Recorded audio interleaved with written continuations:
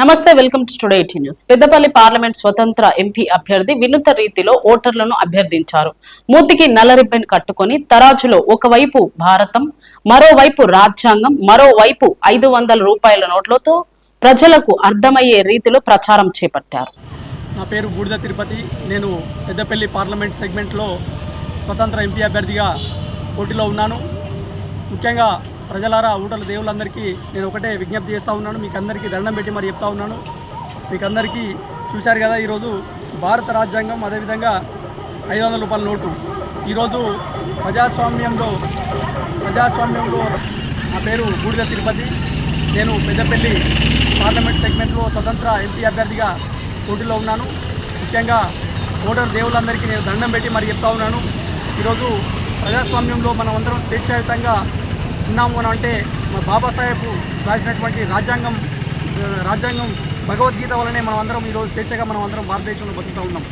ఈ యొక్క ప్రజాస్వామ్యాన్ని అపహాస్యం చేసే విధంగా ఉన్నటువంటి రాజకీయ పార్టీలు, బీఆర్ఎస్, కాంగ్రెస్ మరియు బీజేపీ సంబంధించినటువంటి రాజకీయ పార్టీలు భారత రాజ్యాంగాన్ని మారుస్తాం, రిజర్వేషన్లు ఎత్తేస్తామన్నటువంటి ఒక కుట్రపూరితమైనటువంటి ఆలోచనలతో ఉన్నాయి. మీరందరూ ఇది గ్రహించుకోవాలి. ఇప్పుడు రానున్నటువంటి పార్లమెంట్ ఎన్నికల్లో వీళ్ళందరూ డబ్బు సంచులతోటి, నోట్ల కట్టతోటి మీ అందరికీ వస్తారు, మీ అందరి దగ్గరికి వస్తారు. మీరందరూ తస్మాత్ జాగ్రత్త. మీరందరూ భారత రాజ్యాంగాన్ని నమ్ముకుంటే నిజంగా మన భావితరాల భవిష్యత్తును మనం తాకట్టు పెట్టినట్టే అని మనం ఊహించుకోవాలి. ఎందుకనంటే మనకు భారత రాజ్యాంగంలో ఆర్టికల్ 326 ప్రకారంగా బాబాసాహెబ్ అంబేద్కర్ గారు మన భారతదేశాన్ని 1950 నవంబరు 26వ తేదీన మనకు ప్రపంచ దేశాల్లోనే అతిపెద్ద భారత రాజ్యాంగాన్ని మనకు అందించడం జరిగింది. ఇలా భారత రాజ్యాంగం స్ఫూర్తిని తుంగలో దొక్కి రాజకీయ పార్టీ నాయకులు వాళ్ళ రాజ్యాధికారం కోసం పదవులు కావాలన్నటువంటి కాంక్షతోటి, డబ్బు సంచులతోటి ఈ యొక్క ఓటర్లను కొనుగోలు చేస్తూ ఉన్నారు. ఈ వాళ్ళ మాయమాటల్లో పడి మీరు మీ విలువైన ఓటును అమ్ముకోకండి, భావితరాల భవిష్యత్తును నాశనం చేసుకోకండి. ఇప్పటికే మన భారతదేశం 85 లక్షల కోట్ల అప్పయింది.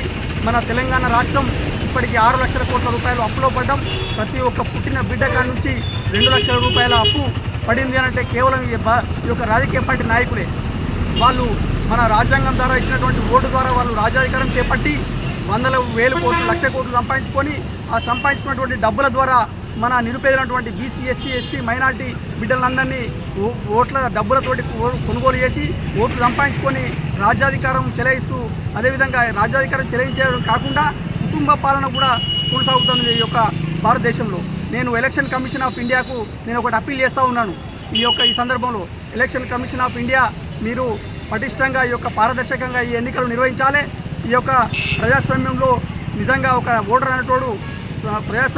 అనేటువంటి ఒక ఓటరు స్వేచ్ఛాయుత వాతావరణంలో పోయి ఓటేయాలి తప్పితే, నచ్చినటువంటి నాయకుడికి ఓటేయాలి తప్పితే ఈ యొక్క డబ్బు సంచులతోటి వచ్చేటువంటి నాయకులకు మీరు ఓట్లేసి మన భావితరాల భవిష్యత్తును తాకట్టు పెట్టద్దు అని చెప్పేసి ప్రతి ఒక్కరికి పేరు పేరున నేను వేడుకుంటా ఉన్నాను.